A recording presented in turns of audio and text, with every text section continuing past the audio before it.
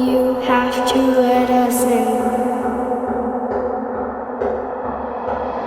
Just let us in.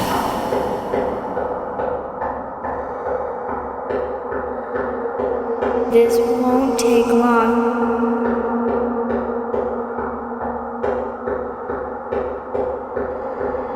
You have to let us in.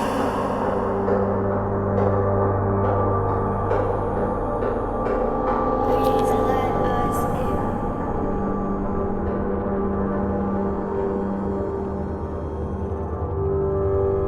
They claim that our eyes will just be created a slightly different from what they are. We talk, we see things are not normal.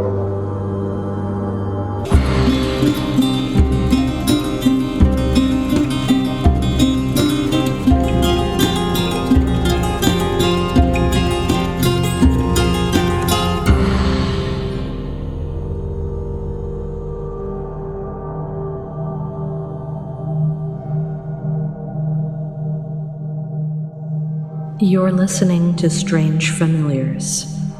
True stories of the paranormal, cryptids, hauntings, the occult, mythology, UFOs, folklore, weird and forgotten history.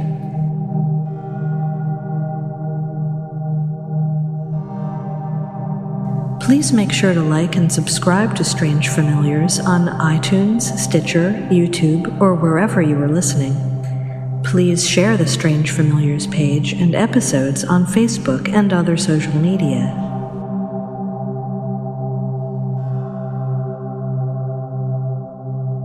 If you have experienced something strange, or if you know a story you would like us to cover, email strangefamiliarspodcast@gmail.com or find us on Facebook, facebook.com/strangefamiliars, and of course, strangefamiliars.com. Welcome to Strange Familiars.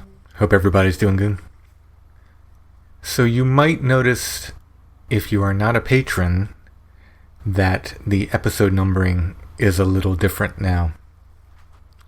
What we've started to do is to number the patron episodes right along with the regular episodes, whereas before they were on a separate numbering system. So if you're listening on iTunes or Stitcher or anywhere like that, and it seems like you're missing an episode here and there, it's because those are patron episodes. If you want to hear all the episodes, become a patron. I think this month we're doing 2 full patron episodes. We always try to do at least one. And since they're full episodes, we decided to just start numbering them along with the regular episodes. If you want to become a patron, if you want to help us out, go to patreon.com/strangefamiliars. $3 a month gets you those extra shows. And there are other reward levels for t-shirts and stickers and all kinds of stuff. You can go to patreon.com/strangefamiliars and see everything there. Thank you to our current patrons. Without the patrons, there is no Strange Familiars. The whole show is supported by our patrons. Thank you.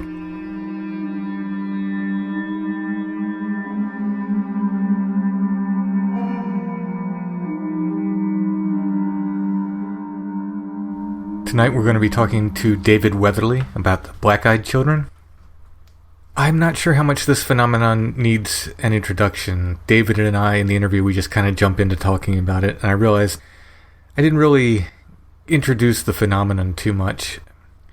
For my part, before I read David's book, I thought it was kind of a post-internet phenomenon, but David has done quite a bit of research to show that it existed before the internet, and that, kind of like Flannel Man, was maybe just more popularized once people started talking about their sightings and experiences on the internet. Basically, people, and they're often alone, are approached by 1, 2, or 3 of these very eerie children. They sense something is wrong or something is off about them from the beginning, and this tends to turn into a fear, usually about the time they realize the children have solid black eyes. These black-eyed children want to be let in your house or in your car. They're insistent that they need to be invited in. They almost demand, but they demand in such a way that says, you have to let us in. So it appears that whatever they are, they need to be invited in. There's been sightings all over the place. I know it's an international phenomenon. It mirrors some other phenomenon which David and I talk about. And of course, there's tales of vampires who need to be invited in, the gray aliens with black eyes, and the Man in Black phenomenon as well. David Weatherly is a paranormal investigator and author. For 40 years, he's explored the world of the strange, investigating cases around the country and abroad. He's written and lectured on a diverse range of topics, including cryptozoology, ufology, and hauntings. David has also studied shamanic and magical traditions with elders from numerous cultures, including Europe, Tibet, Native America, and Africa.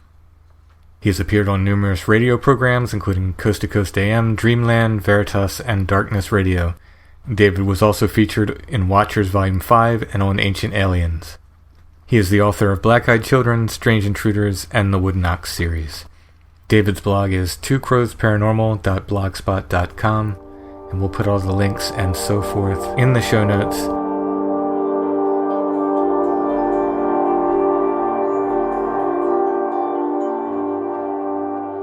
We are talking with David Weatherly. He's written several books on many, many different paranormal topics. He is Are you the owner of Leprechaun Productions, or I am, yes. Yes, the owner of Leprechaun Productions, which is a publishing company. You release DVDs as well?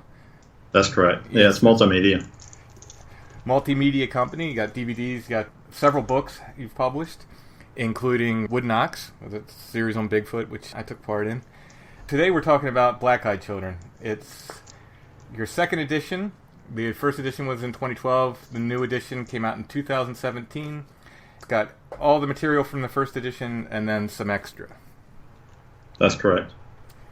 I have to tell you, my daughter has been bugging me since I started the podcast to do a show on the Black-Eyed Children.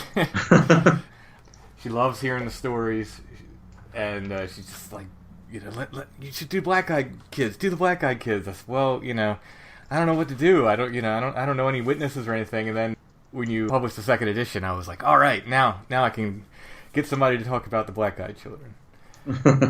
Yeah, and I put that out for a couple of reasons. One, just from an author's perspective, it was, a lot of times we are our own worst critics, I think. And, I was never completely happy with the first edition of that book. Just, a few technical things about it, basically. And when it started coming around to the 5-year anniversary of when I had released that book, I also realized that while 5 years later on the book is also 20 years later on the Brian Bethel account. And for anybody who's read the book, certainly the original edition, well, actually both editions, I go into this. When I researched the material for the book and released the first one, I couldn't reach Brian. He was in a period where he didn't want to hear anything about the Black-Eyed Kids or talk about them or anything else. So, I tried through several different sources and reached out and just couldn't get a response from him. So it was only after the book released, the initial release of the book, and when I was kind of making the media rounds coast to coast and everything else, that Brian actually reached out to me, and I found out he had read the book and absolutely loved it and said, you really kind of hit the mark on this, and it's helped me in terms of how I've looked at some different aspects of the phenomena and everything. So we've been in touch over the years and communicate some, and when the anniversary kind of started approaching, it was interesting because Brian was open to me including a piece that was basically a reflection for him looking back on his encounter 20 years later. So there's a whole chapter at the end of the book, which I think is just amazing in and of itself, just to hear his insight and how this whole phenomena and his encounter affected his life, for all those years. Yeah, for those who don't know, he wasn't necessarily the first person to encounter the Black-Eyed Kids, but he sort of gained a lot of popularity first on the internet, I suppose is the best way to put it. He did, and what's happened is, a lot of people are still under the impression that this is some kind of an urban legend or that it is strictly a modern phenomena, and it is not at all. That's one of the things actually that I set out to explore when I was researching the book. I wanted to find out, okay, is this just strictly a modern thing, or, does it have some foundation in older accounts? So Brian's account, which, as I said, it occurred in 1997 for him, gained so much attention, and he does bear the responsibility of a couple of things. One, sort of initiating the modern wave of these sightings, as I call it, and two, creating the acronym BEK, which is Black Eyed Kids, which, interesting enough, he says that he kind of regrets having created that acronym at this point because he feels that it limits the phenomena somewhat. And for those not familiar with Brian's story, he was out one evening. This is Amarillo, Texas. He was out one evening to drop a check in an after-hours payment box. Sitting in his car, writing the payment out, and these two kids approached his vehicle. He was not in a shady neighborhood or anything like that. It was, kind of a normal evening by all accounts. But these two boys approached, and for some reason, he initially just felt kind of nervous about it. So he only put his window down a little bit, enough to hear what they wanted. The boy standing closest to him started to speak to him and was saying, "Hey, mister, we want to see a movie and we forgot our money. We want you to take us back to get our money. We want to see our mother," which they emphasized for some bizarre reason. And Brian had the clearness of mind to glance over at the movie marquee and realize that the last showing of this film was already well underway. So didn't quite add up that that's what they really wanted. His hesitation provoked them to push a little bit harder, and they got more insistent and started saying things, "Come on, mister, we're just a couple of kids. We can't get in the car unless you invite us in." And as this is unfolding, Brian's initial unease has grown to outright nervousness. He's trying to sort out exactly what's going on here. He's looking a little bit closer at these kids. Now they're wearing sort of nondescript clothing, hoodies and jeans. And when he makes eye contact with the boy that is closest to his vehicle, he suddenly realizes that this boy has solid black eyes. The entire sclera, there's no color, there's no whites, there's nothing else. It's just these solid black orbs kind of peering in at him. And that's enough. It pushes him over the limit. The fear kicks into high gear. He throws his car into gear, backs out of the spot, and as he's pulling away from the strip center, he glances in his rearview mirror, and these kids have vanished. Now, these points kind of set the hallmarks for what a lot of these encounters that ensued afterwards demonstrated. These odd statements and requests, of course, the solid black eyes, pale skin, and this reaction amongst the victims of sort of these three stages of initial unease, which grows to nervousness, and then the flight response kicks in. So Brian posted his account on the internet. Bear in mind, this was late 90s, so there wasn't a lot of social media and things like that like we have now. And he posted it on some bulletin boards, some chats, and he started getting responses from people that were pretty interesting because people were asking him questions, of course, but then other people were posting saying, "Oh my God, I've seen something just like this. This happened to me in Seattle. This happened to me in Columbus." All these different responses. So Brian got so overwhelmed with the outpouring of mainly of questions and of people wanting him to recount the story again and again. And at some point, he just kind of shut down. He just couldn't deal with it anymore. And there was some other fallout, which you can read in the book, that was happening to him on a personal level after this encounter with these kids. But it caused him to withdraw for quite a period of time, and kind of brings us around full circle to, the last couple of years when he has stepped out and has actually done some interviews again, and we'll talk about the phenomenon once again. The really interesting thing is full-grown men report being terrified of essentially children, or what appears to be children. Oh, yeah. Full-grown men, law enforcement officers, military personnel. just, a wide spectrum of people, male and female, of all ages, really. They go through these strange experiences where they are just completely terrified of whatever is standing in front of them. And I don't think for a moment that these are really kids, obviously. But, whatever it is taking that guise in order to try to gain entry to people's homes. And it's not just houses, of course, but it's places of business, vehicles, hotel rooms, boats. These things show up everywhere. So I think the impression is that this is an internet phenomenon or a post-internet phenomenon. And I can attest just from doing the Flannel Man thing and having done one show, or we just mentioned it once, and then people started firing reports at me like I didn't know anybody else had ever seen this. And it was a very organic thing where it started. And now I have, dozens, probably over 20 reports that people have given me of encountering this Flannel Man entity. I'm sure the exact same thing happened with black-eyed children. It's just someone started talking about it, and that was enough for other people to say, hey, yeah, I've seen something like that as well.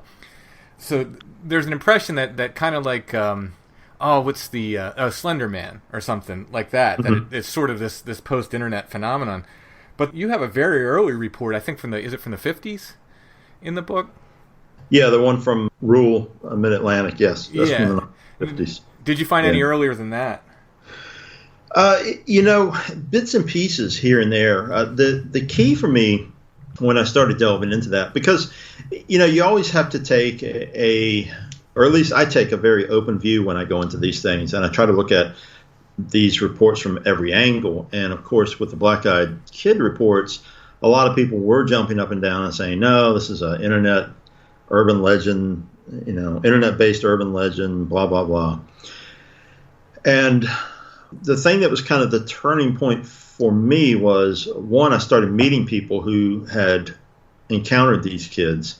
And that takes it to a different level right there, because suddenly it's not just an anonymous story posted online. Suddenly you've got the person in front of you, and you can ask questions, and you can gauge their reactions and everything else. Two, I got very determined to see how far back I could go with this, because obviously, this effect with the solid black eyes, I mean, it shows up everywhere now. Movies, television, even in the 90s, the X-Files used it. So it wasn't like it was a completely new thing. And of course, prior to that, there's the iconic image of the alien grays with those large black eyes. So, that in itself wasn't a completely new thing. The turning point for me really was when it dawned on me one day to take away the acronym BEK, or Black-Eyed Kids, and start delving into the specific parameters of these encounters. So what I mean by that is that if we suddenly assume, okay, well, the acronym and the phrasing is new, but what about the basics of the encounters? How far back do those go? And when I started using that as a guide, then it sort of changed the tune, so to speak, and I started finding older accounts. The one you're referring to from the early 1950s was pretty intriguing because, that was prior to any of these kind of effects that we see in modern times, and there was never a reference to this thing as a black-eyed, as a BEK, although that's exactly what happened. And that particular encounter involved a young man. This is a rural farming community, and this young man was walking home one day. His family lived on this nice piece of land, and this young man, Harold, he knew everybody in the community, and everybody knew that Harold was one of those people just talked, constantly. He'd walk up to anybody and start talking. It was usually difficult for them to get a word in. So Harold was walking home, and he comes along the fence line that runs up to his house, and sort of there on the corner where his family's property is, there's this young boy leaning against the fence. And Harold, of course, good-natured as he is, he just starts talking to this kid. And the kid is kind of leaning. He's got his elbows, on the fence behind him, and his head is tilted down. Harold just kind of prattles on and on about whatever, and suddenly Harold just stops, and he says, "Hey, you all right?" Because the kid hasn't responded to him or said anything. And at that moment, what happens is this boy looks up very slowly, makes eye contact with Harold, and he says in a very cold, monotone voice, which is typical of these accounts, he says, I want to go up to your house. You're going to walk me up to your house. And, Harold he feels the hair go back up on the back of his neck, and he gets this really creepy feeling, and he merely thinks about how quick he can run away from this kid. And as if in an act of mind reading, this boy automatically responds and says, now don't you run away from me. You're going to walk me up to your house. As the story goes, Harold beat his personal record for making it into his front door at that moment. He's just blazing a trail up to his house. Now, as he's running up this dirt lane that goes to his house, he hears behind him what he said was something akin to the scream of a bobcat. It's this weird screeching sound. And for anybody who's ever heard that, in the wild, I've heard it personally. It's a very eerie sound. A lot of people think it sounds like a woman or a baby screaming out, kind of combined with a cat-like noise. And it's this very bizarre, distorted screaming sound that Harold hears behind him. He goes bursting through the front door of his home, and the parents, of course, automatically, jump up and respond. And this is where it gets very revealing, because the reaction is this. The father grabs a shotgun and marches down the lane because he wants to know who's messing around on his property.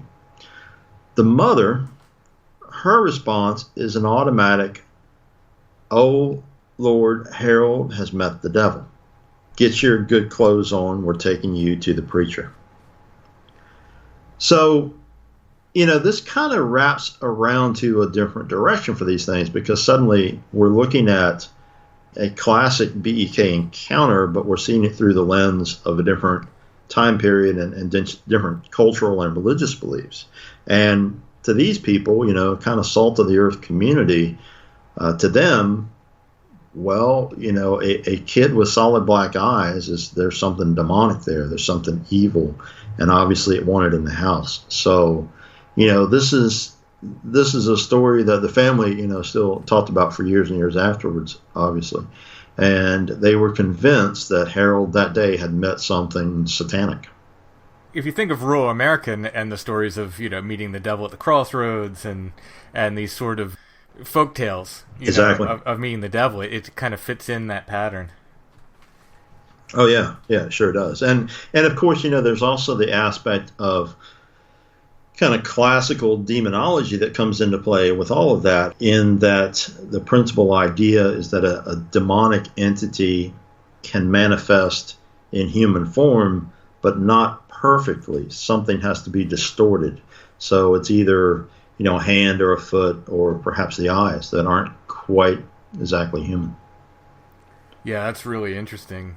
There is this thing with eyes across the paranormal, not necessarily black eyes, but it seems like, we get glowing eyes, with all these cryptids. We get, like you said, the black eyes with the grays, the black-eyed with these black-eyed children entities.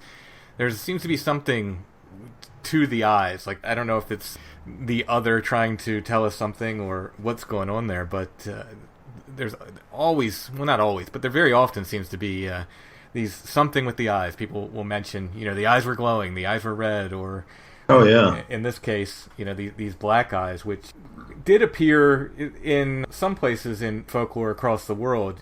You mentioned, I think, angels with black eyes from the Middle East.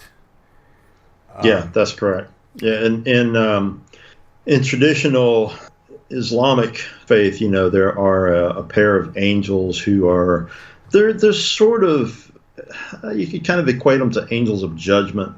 They're these massive beings that are actually, when you read the lore about them, are more frightening than, like a typical comforting Christian angel, for instance. And those angels are depicted as having solid black eyes and being, sort of the judges you have to pass through, in order to, be with Allah and so forth. Then you have depictions of Azrael, the angel of death, that people often equate to being either solid black or having solid black eyes.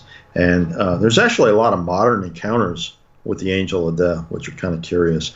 People who see, something that looks very human in some ways, but also has angelic aspects. Sometimes they say he has wings, but he's often portrayed as having solid black eyes because he's obviously the angel of death, the keeper of the passage to the afterlife.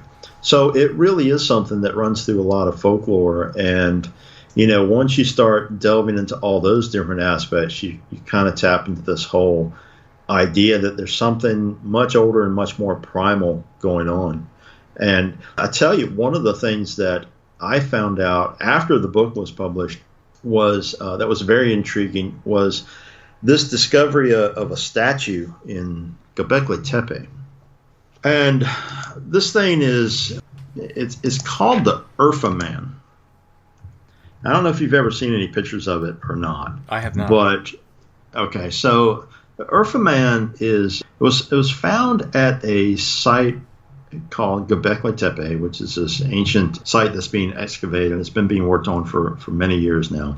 The site has been a really rich area for stone carvings, and they're finding all kinds of different representations of animals and different totems and everything. And to date, they've only found one humanoid figure carved, and they dubbed it the Urfa Man, URFA.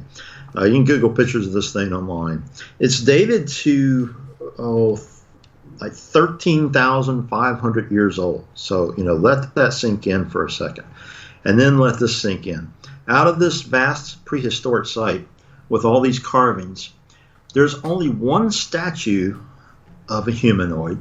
There's only one statue that the ancients, whoever carved this stuff, took the time to mine stones for the eyes. Now, they journeyed somewhere. Archaeologists aren't sure how far away, but the people who carved this went somewhere, a great distance is believed, to find black obsidian for the eyes of the statue. Now, I haven't seen the Urfa Man in person myself, but I've talked to a lot of people who have. Robert Schock and Linda Moulton Howe and some other people in the field have stood in front of this thing, and hands down, half dozen people I've talked to have seen it. They all say that it's one of the most eerie and unsettling things to see, because you're standing in front of this humanoid with these deep set black eyes, and it raises all these questions as to why the ancient people did this. What is it they were trying to convey? And, to me, this is kind of, in a way, the capstone to all of this research on these black-eyed beings. People want to say, oh, no, this is a new internet meme. Well, no, it's not. Let's look at this statue that's over 13,000 years old and wonder why in the world does somebody want to do that? Put these solid black eyes in this thing. Yeah, well, that's the point I'm trying to make. I think the internet is great because it allows us to communicate, and it allows us to communicate very quickly. So what might have taken in the past, 30, 40, 50 years to move through pop culture, now it can happen, virtually overnight. And oh, sure. And I think that's what happened with these black-eyed children stories. I think they were probably there. They may not have always taken the form of kids either. Some of these things seem to change a little bit over time, like the Men in Black. The Men in Black seem very timeless when people report them. They seem like they've intentionally chosen to wear these suits that are not easy to pin down to a specific time, but they had their historical precedents as well.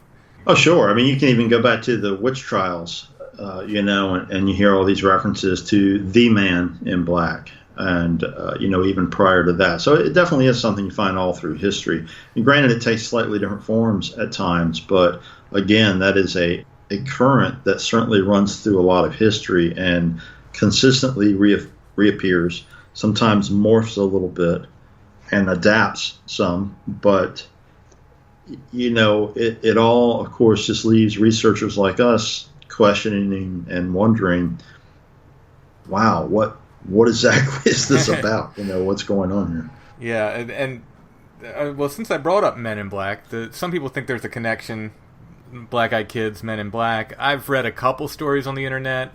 I'm not sure if they're just, just stories somebody put up, or if anyone's done any kind of further research on them. But a couple stories report that seeing, Men in Black either pick up or drop off black-eyed children. In any case, there seems to be some sort of relation, at least some people think so, between the two. Is it merely the black?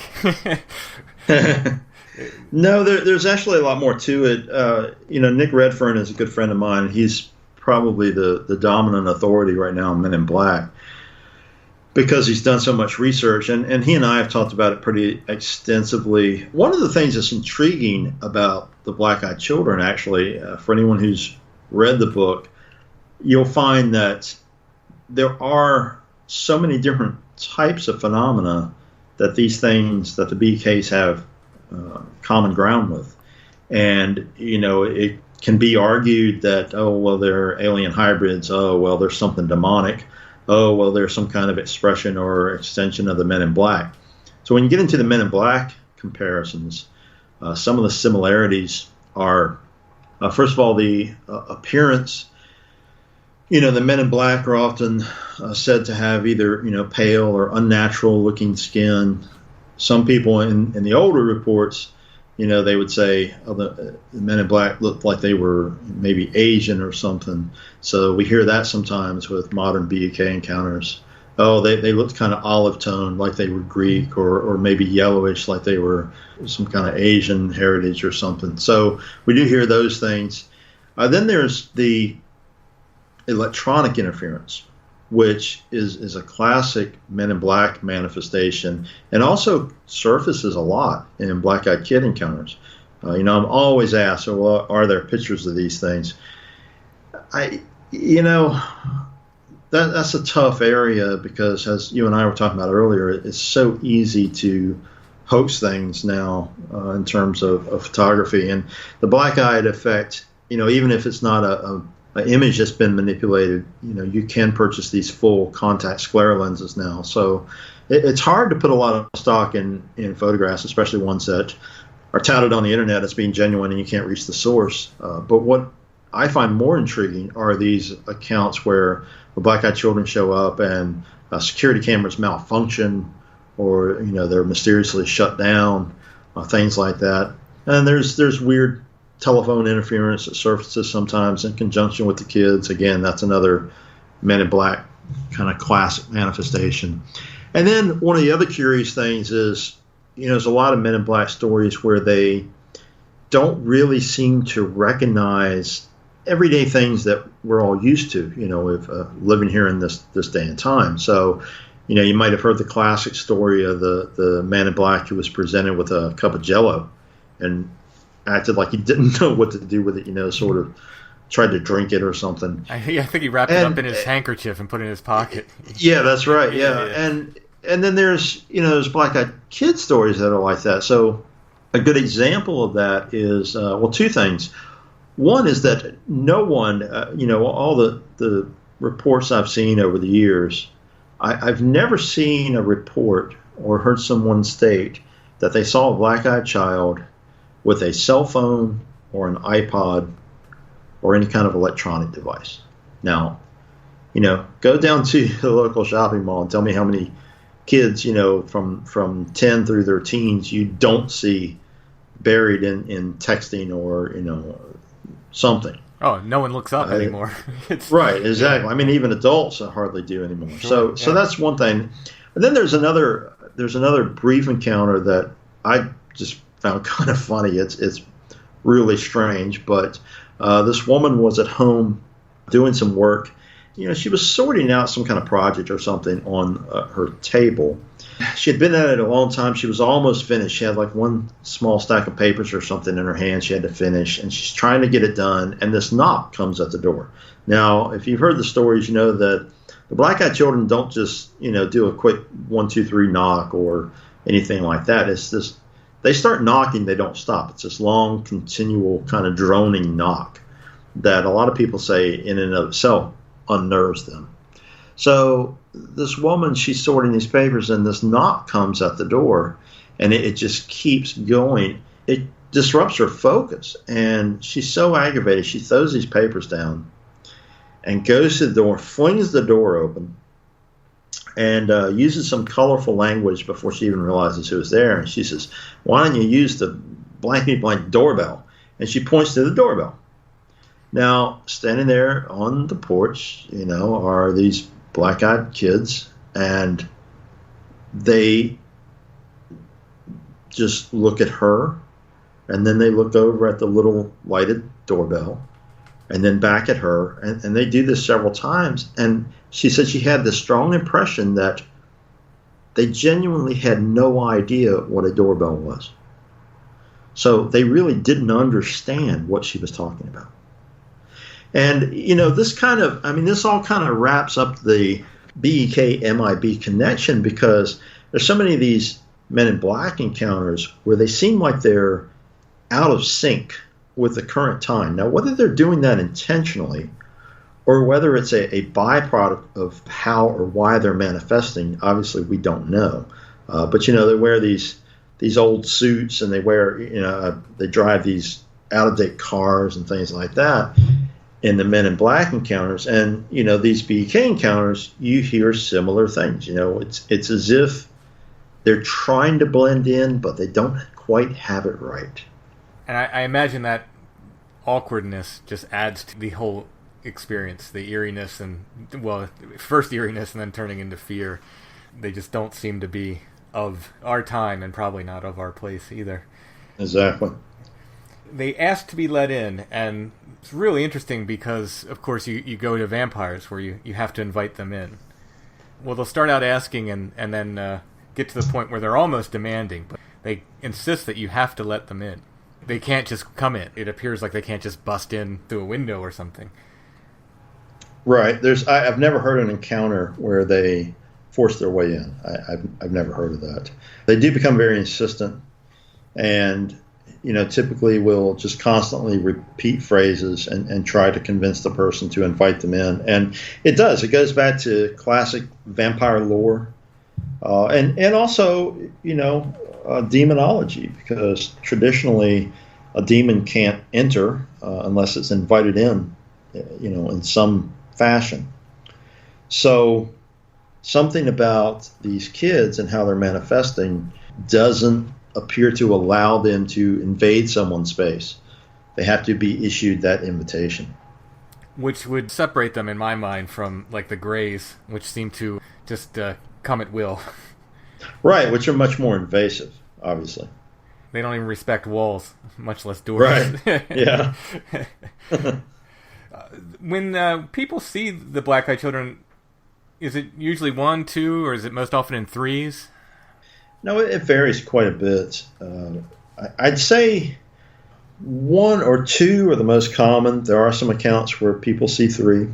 There's some, as with a lot of different types of weird phenomena, there are different variations, that we hear. There's a guy in England who swears that they multiplied when they were outside of his door. But for the most part, it's either a solitary one or sometimes there are 2. What's the age range that they appear to be, from about 10 years old to 14? Is that about right? That's a pretty good general. Yeah, people say that most often they appear to be right in that early teen or preteen period. So bear in mind that a lot of people who encounter these things, they don't have kids of their own, so they're just kind of estimating. It's pretty rare to hear of one that's, for instance, really young. You don't hear one, this kid looked like he was 3 years old or anything like that. Right.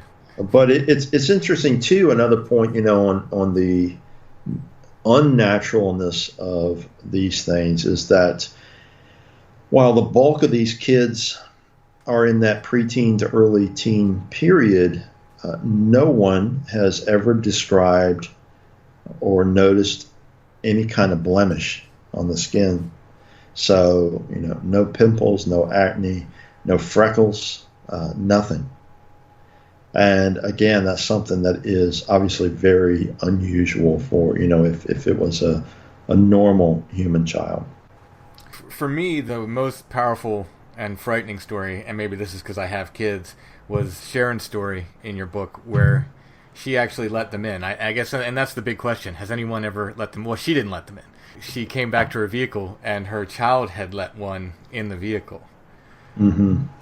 Yeah. That's a very disturbing account.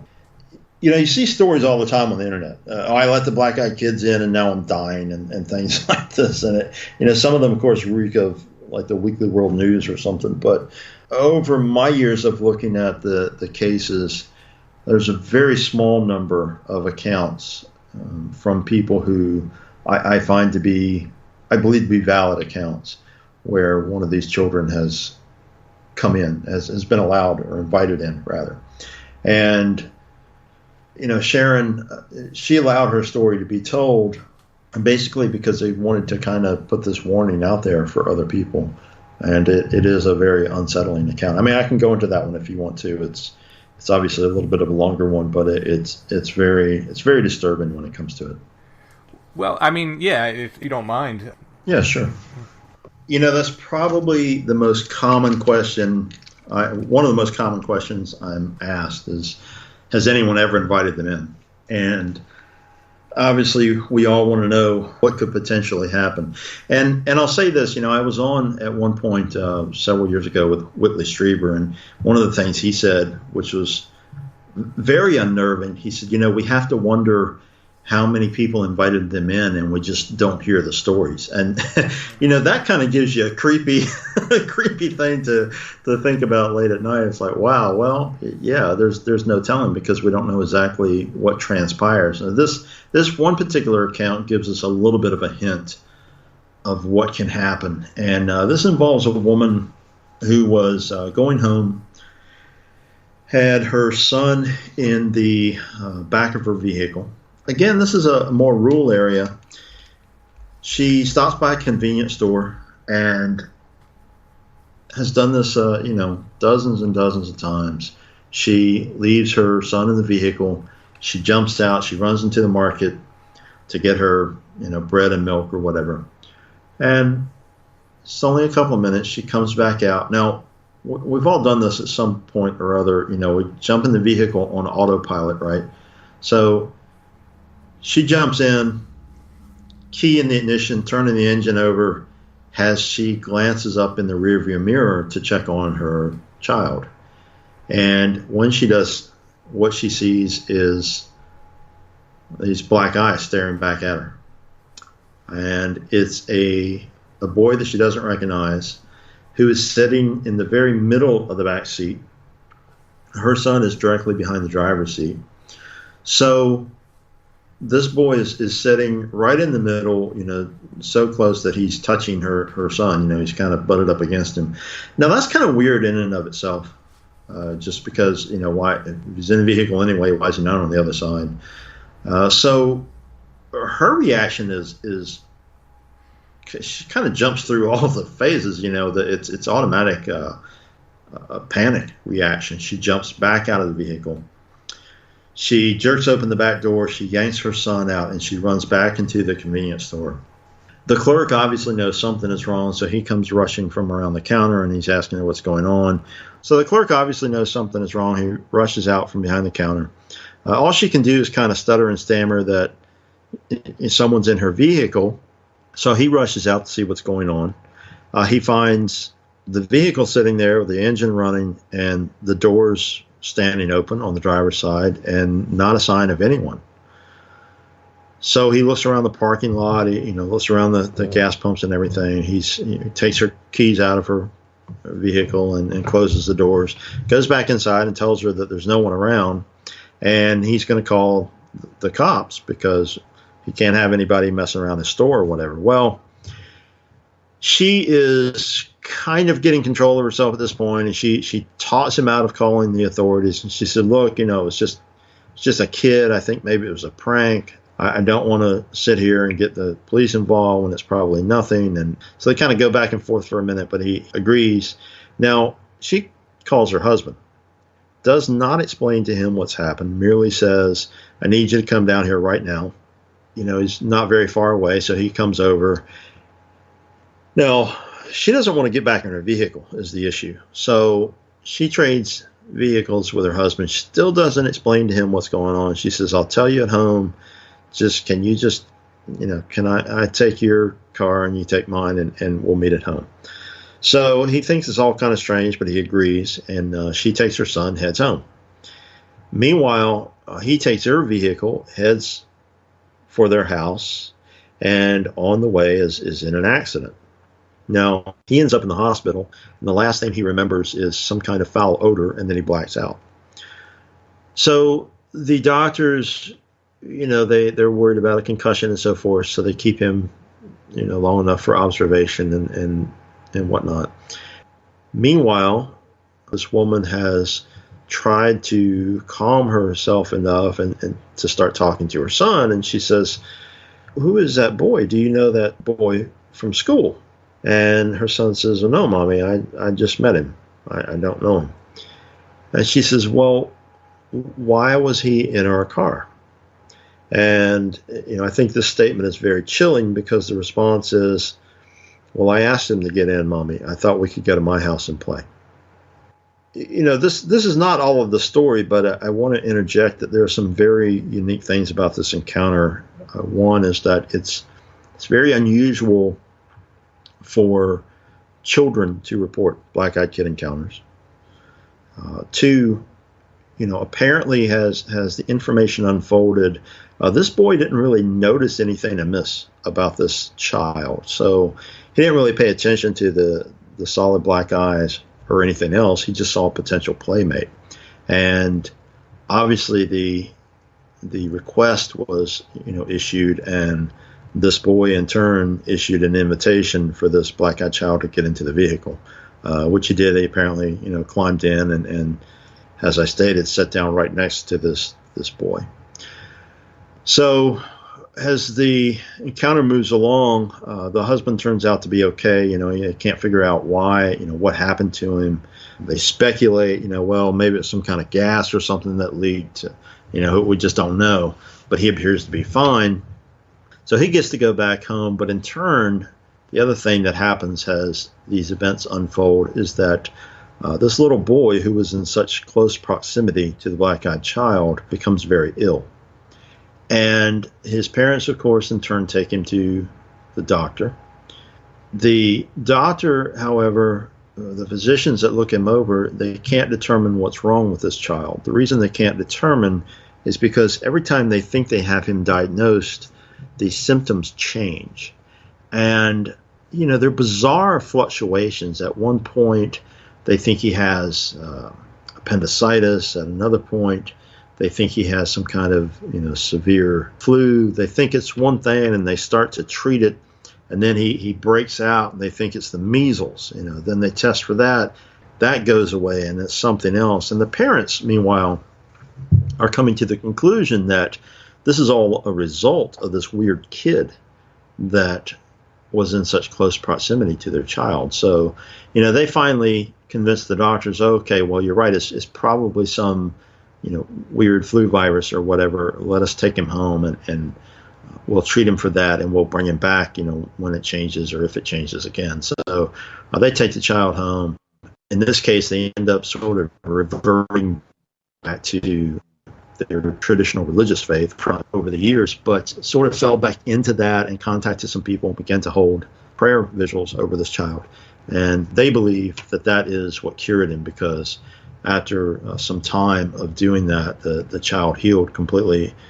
All the symptoms of anything disappeared and he became normal and healthy again.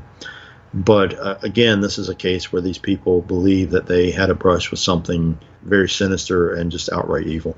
It's a chilling case, especially, like I said, as a parent, just hearing that, it's like, the proximity, when she looks in the mirror and sees it right next to me, that's a threat, Oh, sure. I'd immediately take that as a threat. I don't blame her. That's what I would have done, just get the kid out of the car. Well, imagining that image of glancing in your rearview mirror and seeing that staring back at you, that's, I think, would be enough to initiate a reaction. sitting right next to your child. Your child, yeah, exactly.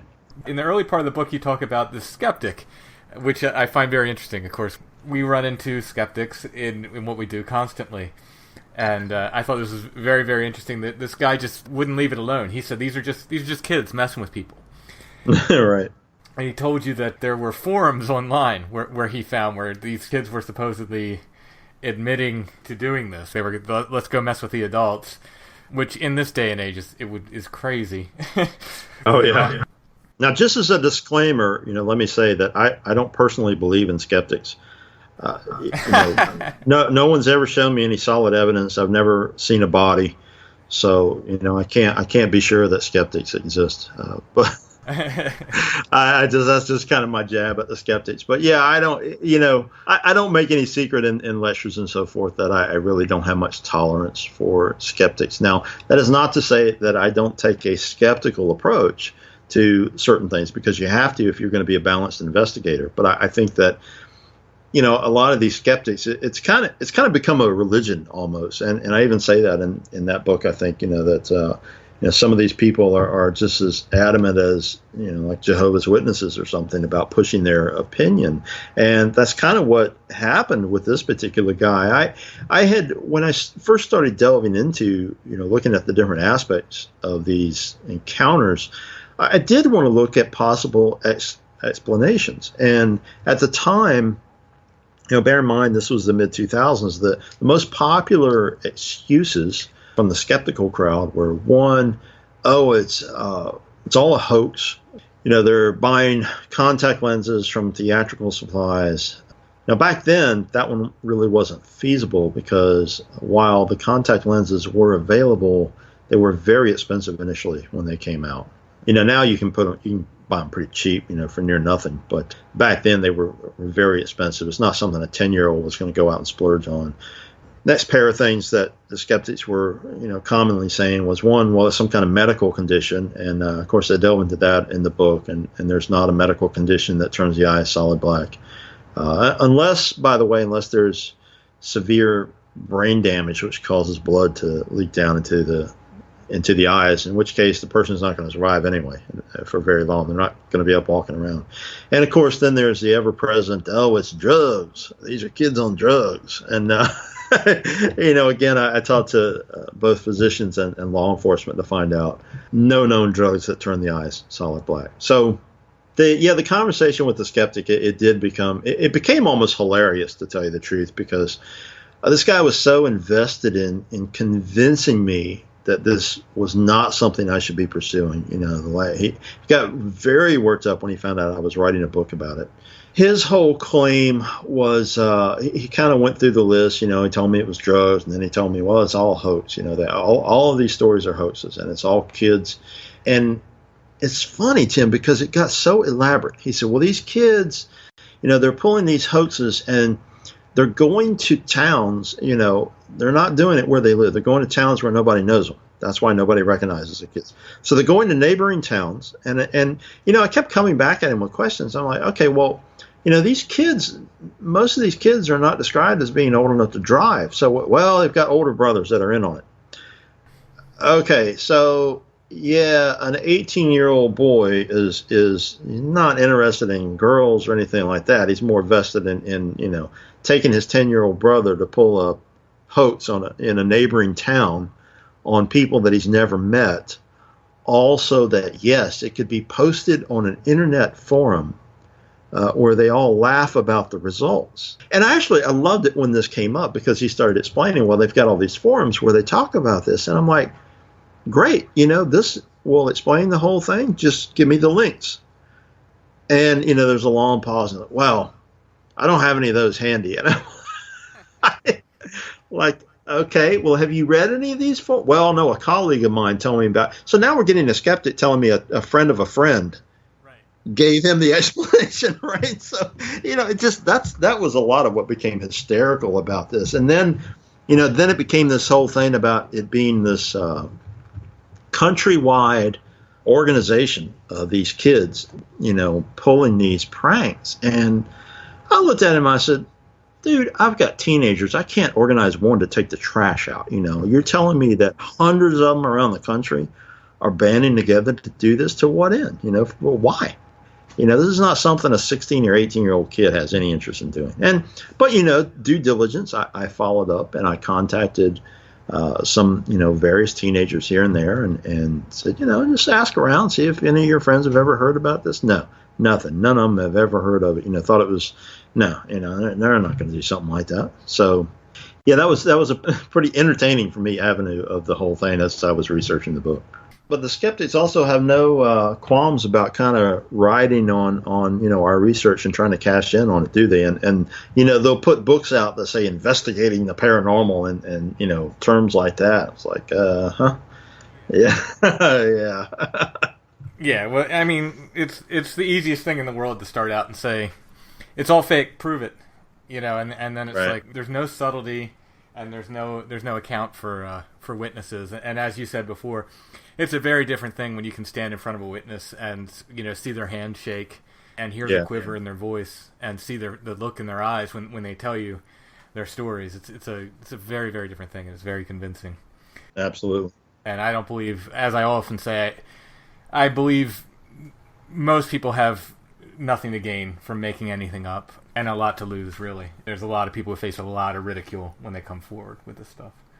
Yeah, and in our field, I mean, it usually, for the most part, you can pretty quickly spot the hoaxers because they're the ones who are trying to cash in on the video, or they're trying to, sell their story. They're trying to get on Oprah or whatever. I mean, they want to see the dollar sign for what they're claiming, and it usually, fortunately, usually those things fall apart pretty quickly in our field. Yeah, they do. Well, once again, the book is called Black-Eyed Children. It's by David Weatherly. It's published by your own Leprechaun Productions. It's available on Amazon and other bookstores. And can people order it direct if they want a signed copy? Can they get it directly from you? They can. They can just contact me via email, or there are actually copies on eBay at the moment from me. So that's always a way to get copies signed too. I'll put links up in the show notes. Yeah, that's cool. All right. Thank you, David. The book, again, is Black-Eyed Children. It's got tons of cases in it, more than we talked about. There's tons of accounts of these black-eyed kids and a very thorough exploration of the phenomenon. Definitely check it out. Thanks, David. Thanks, man.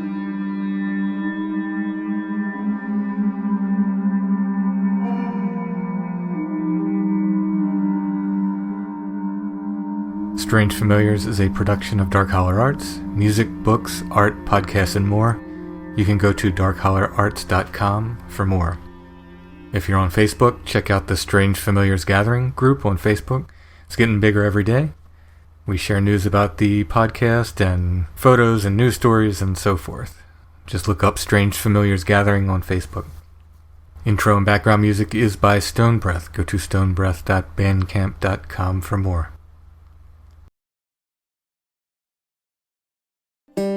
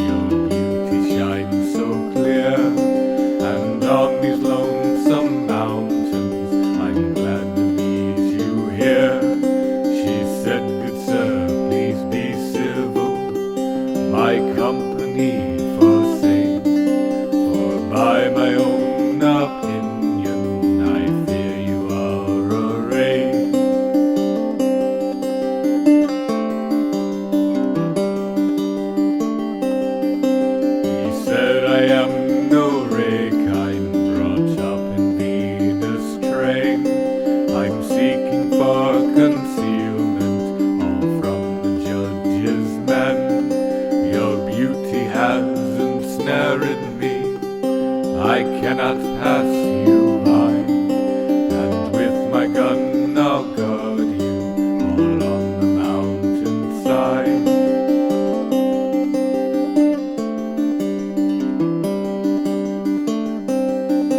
Her cherry cheeks and ruby lips, they lost their former dye, as she fell into his arms all on the mountainside. He had not kissed